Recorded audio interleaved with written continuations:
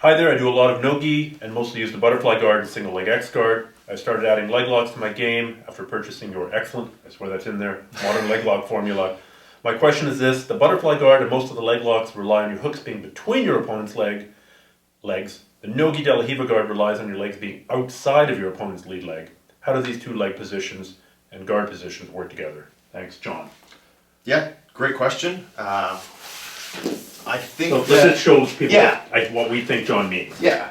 So with the butterfly guard, both of my legs are inside. This is going to lead to me being able to pull inside, like in between the inside space, and get to single leg X, standard Ashi, whatever. Yeah, and all the modern whether it's leg lock stuff or just like the X guard, single leg X sweeping game, that's all contingent on me getting to the inside. Right. The de la Riva, if I just rotate a little bit here, is going to involve one of your legs splitting my legs, right? So I'll be using a de la Riva hook and then some other alternate control with my other leg. It can be access at the shin, access at the knee, access at the hip, sometimes on the ground.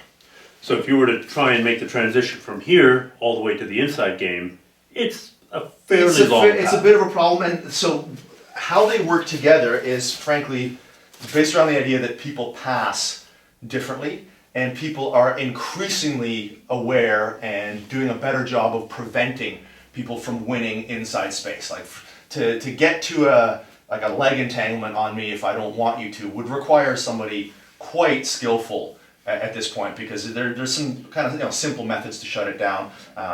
Obviously one is just passing on the knees and being highly defensive, but I'm talking about more people who pass standing and are just aware that if this happens, I am definitely going to be in danger. So you've got people who are very good at, for one, engaging here with the hands and getting their legs to the middle, or alternately, if I do get to, let's just rotate a little bit this way, if we do get to the shin on shin position, they're very good at defending it here by opening this control up, pummeling their legs in, and not only that, you'll get people who will, from the, load me up on your butterfly hooks here, yeah, people who are very good at just pummeling one leg inside, starting to pummel the legs in like this. Right. So you are going to, either because somebody manage to diffuse or win the engagement phase and step deep and get to here, right, or because somebody pummeled out of your leg attacks, you're going to want a guard that just solves that problem, and the no-gi de la Riva guard solves that problem.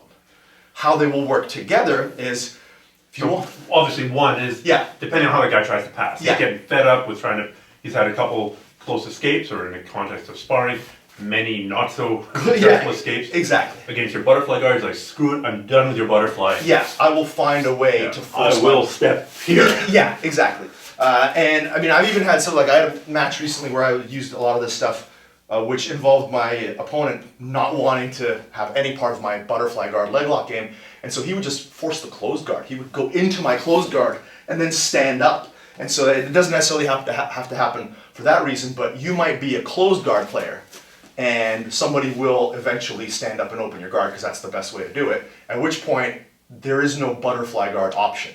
If you're inside of my closed guard and you stand up, this is the guard I'm going to play. Yeah. I have to. Your legs are on the outside of mine. Yeah, exactly. Moving on to how these work together.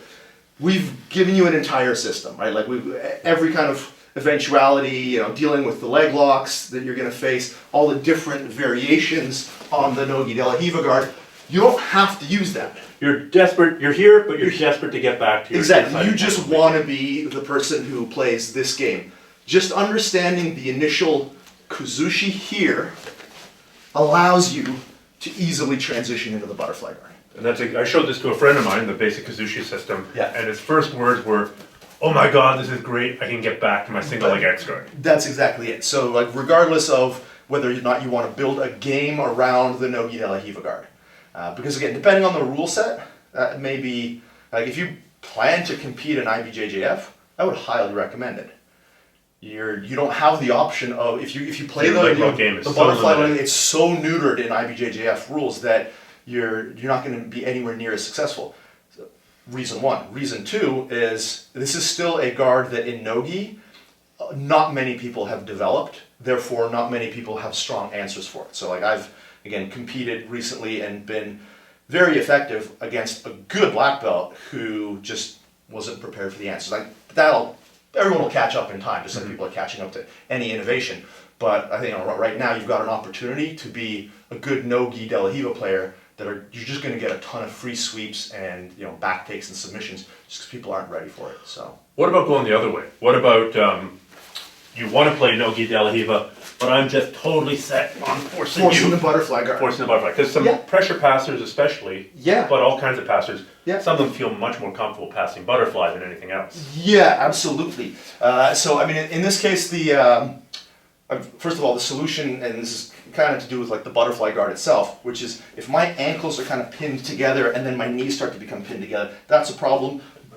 Yeah, you're going to get folding pass, all that kind of stuff. But more so, it's just the fact that the kind of people who are good at passing the butterfly guard, generally, one of the approaches they take is to get very low and just block you and stall. So like your butterfly guard itself is unlikely to be effective against those people. So the mechanism that I always try to teach when I teach butterfly guard is attacking this technical stand-up motion, which will often cause someone to retreat back to their feet and allow me to reset to my no-gi De La Riva guard. Right. So whether you want to just play the butterfly guard as its own thing, you're going to deal with that problem.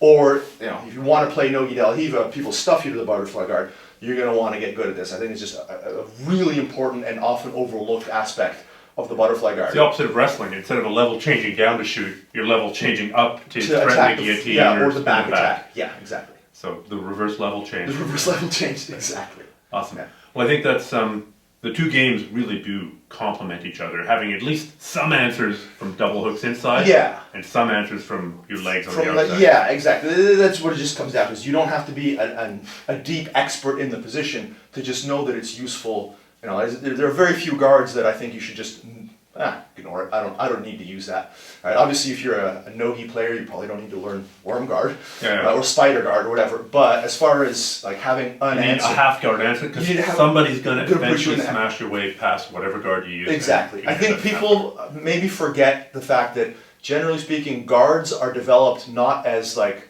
offensive tools.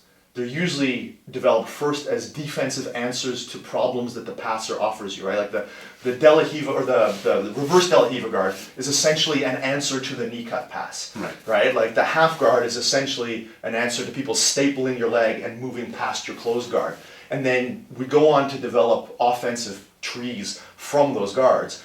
But that's really what, I would say that just about every evolution in the guard has been created because of an offensive problem that's being dealt with first, because that's what the guard is. It's primarily a defensive tool, and it can become offensive. I'm old enough to remember when the half guard was 100% your last ditch stop before somebody passed your guard. It was stalling, yeah, totally. Yeah, like hold on, pray, and maybe you can get back to close guard. Yeah. And then, of course, Gordo and some other guys came along and really developed it as an offensive position in its own right. But you're right, it was an answer, not a great answer, but it was an answer to having your real guard, your closed guard or your open guard passed. Yeah, exactly.